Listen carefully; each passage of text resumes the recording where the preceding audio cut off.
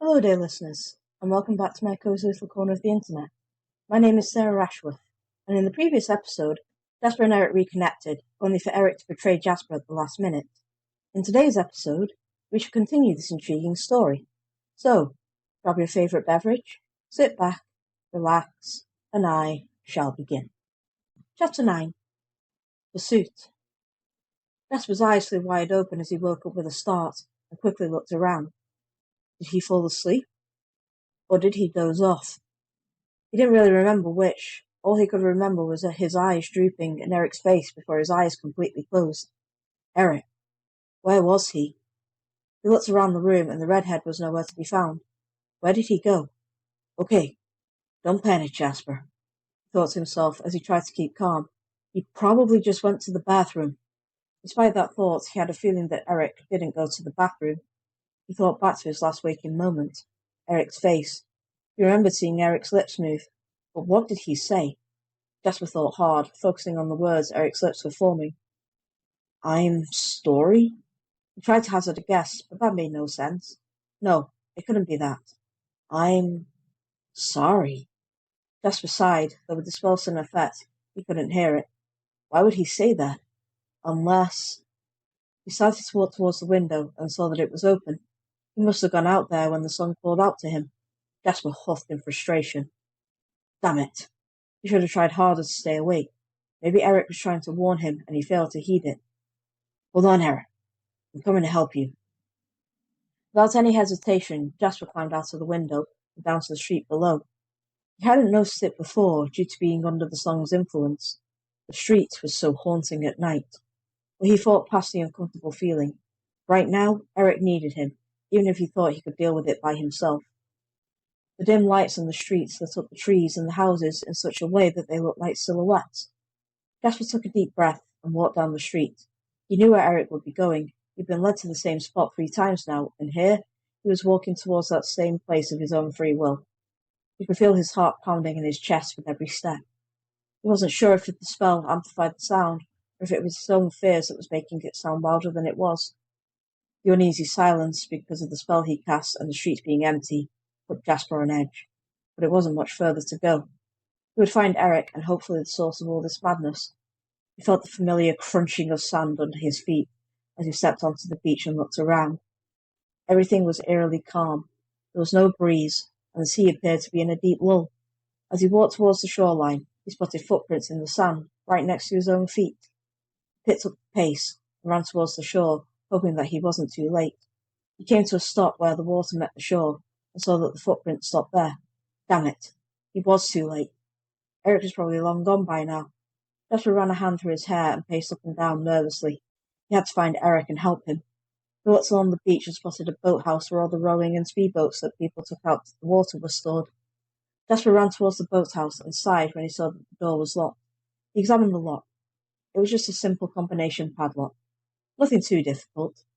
He focused on the padlock and made a small hand gesture, which spun the 3 dials in place before the lock clicked and it opened. He pulled the doors open and ran over to the nearest speedboat.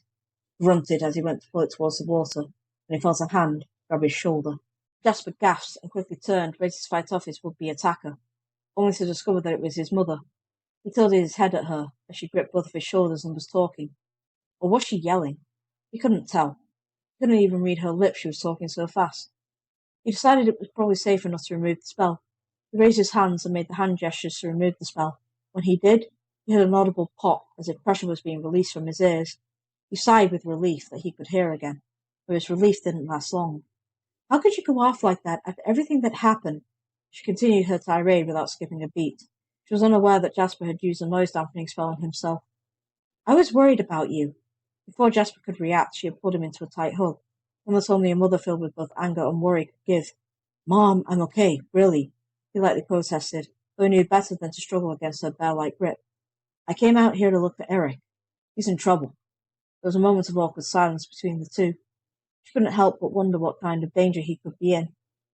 Did you find him? She asked, growing concerned for Eric. The poor boy had been through enough, and now he had disappeared. Do you know where he went? Jasper nodded. He didn't know for sure, but he had a feeling. I think he went out to sea. His footprints stopped at the shore. His mother listened carefully. How do you know he went out there? Jasper took a breath. Because he was being led there too, by the same song that was affecting me, he answered, deciding to be honest about it. It's why I was getting a boat. Why didn't you tell me this before? She demanded, now incredibly concerned as well as hurt that he didn't tell her from the start. I didn't want you to think I was going crazy, he admitted, as he looked down. He knew that being an adopted kid that he could be turned away at the slightest hint of anything unusual. Jasper gasped as he was pulled into another hug by his mother. I'm your mother. I chose you to be part of the family, she reassured him. You can tell me anything, no matter how crazy you might think it is. He smiled and nodded as his mother released him. I know, and I will tell you everything. But for now, I need to get this boat out, he responded as he pointed to the nearby speedboat. Have you tried using a levitation spell? His mother asked him calmly as she approached the boat. Jasper just stared at her blankly, blinking once, then twice. Then it hit him. Why didn't he think of that before? He mentally kicked himself as he approached her. No, I was in so much of a hurry that I didn't think of it. His mother merely chuckled and ruffled his hair. Then let's try it together, she suggested, as the two looked at the boat and channeled their magic into their hands. They then moved their fingers in a pen-like motion, drawing a feather in the air before thrusting it towards the boat.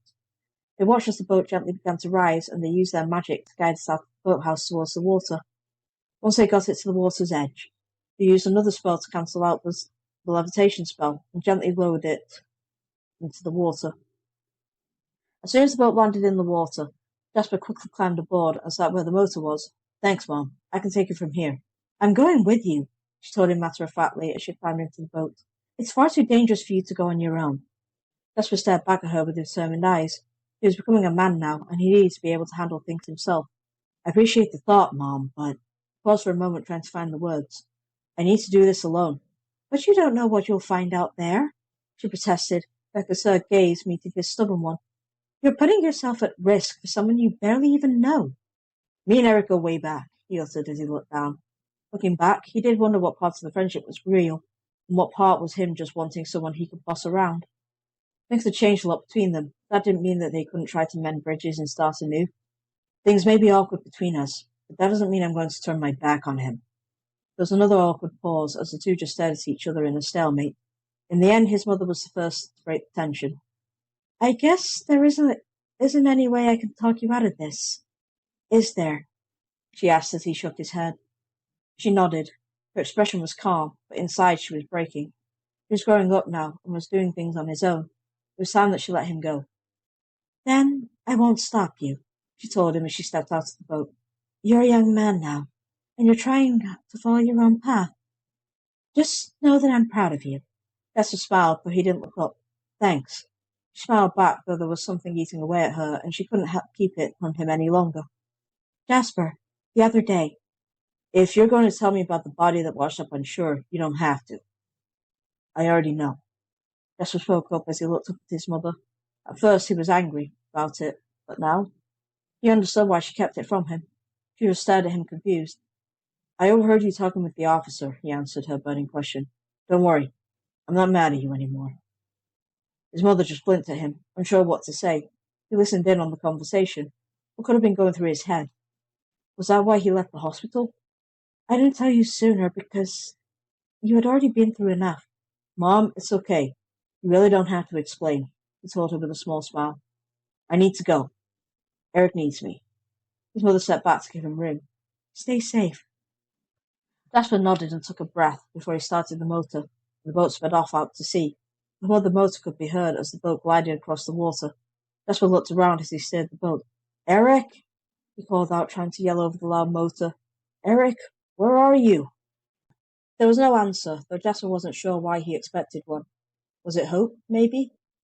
Hope that Eric was all right. Jasper sighed, clearly frustrated with himself.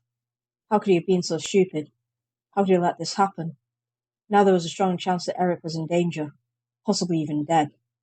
He shook his head. No, he couldn't think like that. Eric needed him, and he was going to be there. For the longest time, there was nothing but the hum of the motor and the whoosh of the ocean.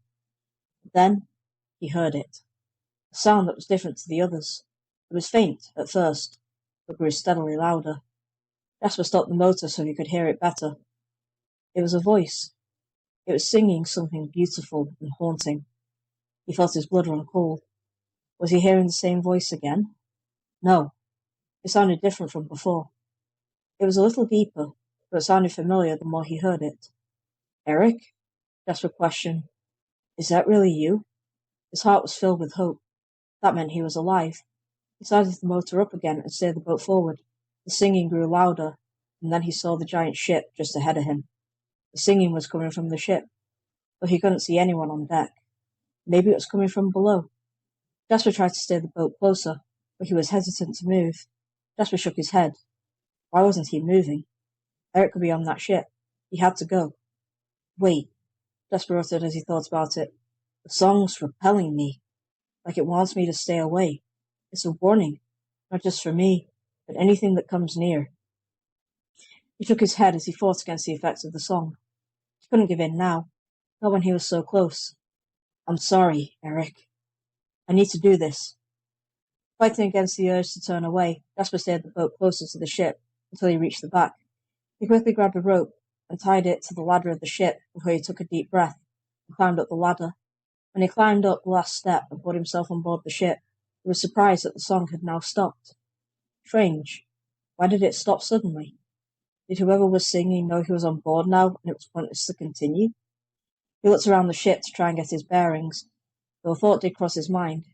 He was sure he imagined it, but he could hear Eric's voice in the singing. It was very different to the voice he grew used to hearing each night recently. He pushed those thoughts to the back of his mind and started to walk away from the ladder. As he turned a corner, he saw ship workers doing various tasks on the deck. He wouldn't have thought it was strange, except for the vacant, faraway expressions on their faces. Their eyes were dull and devoid of any life. The men were just focused on their tasks, working diligently, but Jasper figured that they were being commanded in some way to do their tasks and nothing else. He didn't want to risk the possibility of getting caught, so he watched for an opening before he crept forward. He tried his best to control his breathing, afraid of what might happen should any of them catch him. When he reached the door, he carefully pulled it open, only for it to creak loudly. Jasper winced at the noise, and he heard the groans of the men who stopped what they were doing and stared at him.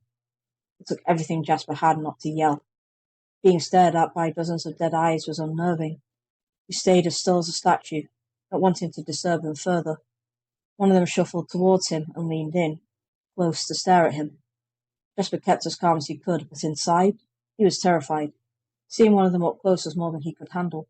Thankfully, though, the man moved away, and they all soon returned to their tasks. Jasper heaved a huge sigh of relief and quickly slipped through the door, letting it close behind him. Jasper's breaths could be heard as he was shrouded in darkness, but it was only a second before he heard a hum above him as lights flickered on. They weren't particularly bright, but they were enough that Jasper could see. His hand touched the metal wall, and he sighed, looking ahead at the claustrophobic hallway before him. He let out a few deep breaths to calm himself. It's all right, he whispered to himself as he took a tentative step forward. You can do this. One foot in front of the other. Jasper's footsteps echoed in the hallway, despite his best efforts to keep them quiet. Fortunately, this hallway seemed to be abandoned. He stopped at a corner and carefully peered round it, expecting to come face to face with those dead-eyed men. But there was no one. Not a soul anywhere.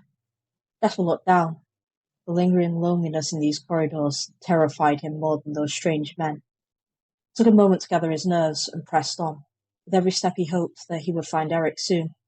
He was getting close to the end. He noticed that the room ahead was dark. He slowed his pace, nervous to approach.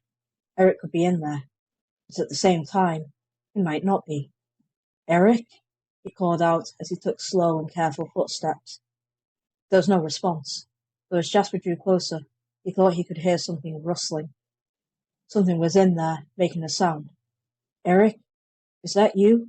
Jasper called out again. Still, no answer. He took another step and caught a glimpse of something moving in the shadows. He jumped back, crying out, though he put a hand over his mouth quickly to stifle it, hoping that whatever it was didn't hear him. It took a moment to steady his nerves. He couldn't tell if it was human or not, as it moved so fast. Despite every instinct in him screaming at him to run away, he sidestepped forward, ever so slightly, making a simple hand gesture in front of him to generate a small orb of light. He crept closer to the door of the dark room. Holding the light orb out in front of him, he carefully peered around the doorframe. Anyone in here? he called out into the dark, the light orb only illuminating the immediate vicinity. As he turned to look in the other direction, he let out a gasp as a pair of arms reached out from the shadows and grabbed him. Jasper struggled as hard as he could, but the arms dragged him into the room, the door slamming shut behind him. That is the end of today's episode.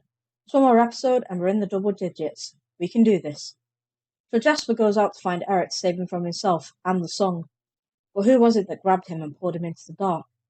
Tune in to the next episode to find out.